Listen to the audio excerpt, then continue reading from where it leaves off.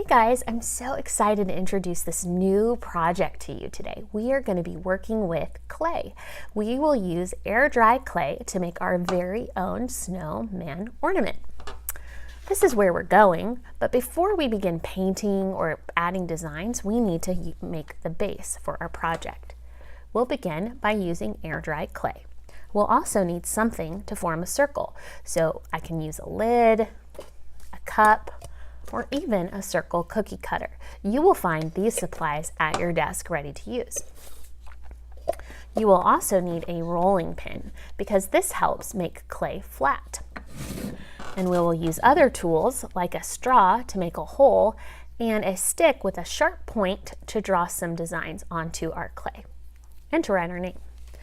The first thing you're going to get is a lump of clay. This will be at the front of the room and I will pass it to you when you're quiet and ready to learn and to begin your project.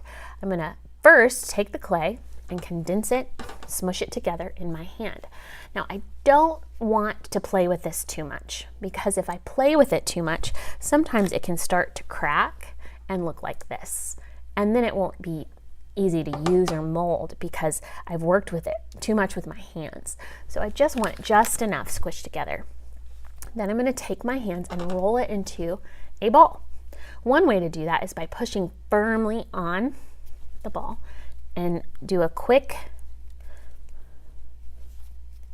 rapid movement like this. You can take it down here. You can also use the table and roll it like this.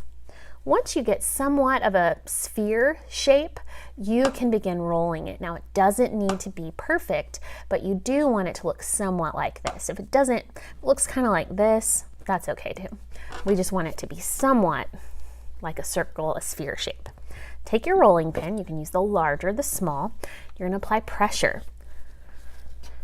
Now that's not big enough to make a circle. It's still too small, so I'm going to probably need to switch it, make it go this direction. I'm going to do it again. Let me see. I still don't think that's large enough. You can always do that by testing your shape. We're almost there. This might be big enough, and the cup is about the right size. So that's how I know when I'm ready to move on and stamp it is when it's larger than my circle. So since I kind of fit well with this circle shape, I'm going to go ahead and stamp using this. Well, just a little bit more. So I apply pressure with my hand and push down. I take the extra clay, and I give it back to the bucket at the front of the room. I'll put this clay there, but for now, I'm going to set it to the side because I don't need it anymore. But when you're done cleaning up, I'd like you to put that back in the clay bucket. Now gently lift the edge. You don't want to pull it. It should look about like this. If you want a very smooth surface, flip it over and use the back. If this surface looks fine to you, you can use the front. So I'm going to go ahead and use the front because this surface looks fine to me, but you can also flip it over and use the smooth side. I'm going to first take my thumb and press an imprint into the clay. Let me show you first what that will look like. This is where we're going. We're going to use our thumb to make the lower half of the snowman, our middle finger to make the middle of his body. You can use your pinky or your pointer finger to make his head. So I take my thumb and I push down gently, not too hard. You don't want to go through the clay. Then I'm going to take my middle finger and come behind it. And then I'll take my pointer finger. Make sure you leave a space for a hole.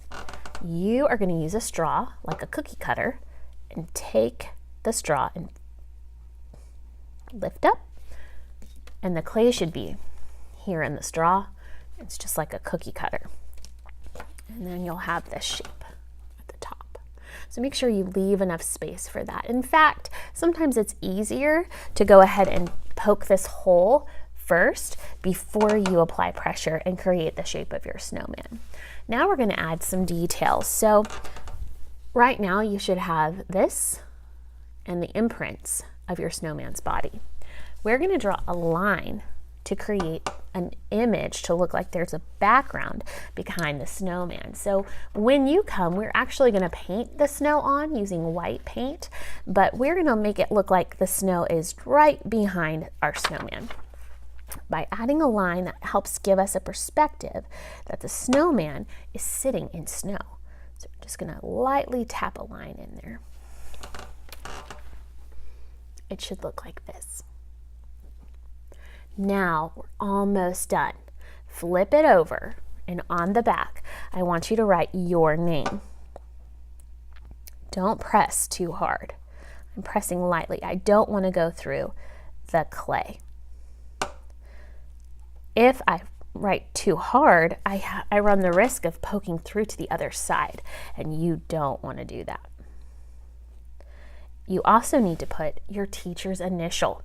Whose class are you in? Are you in Miss Graves? Write a G. Miss Cafton, write a K. Miss Ziegler, write a Z. Make sure that you put your teacher's initial. You can put a 1 for first grade, an S, and a T.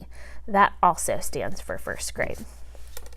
Now that you're finished, gently pick it up.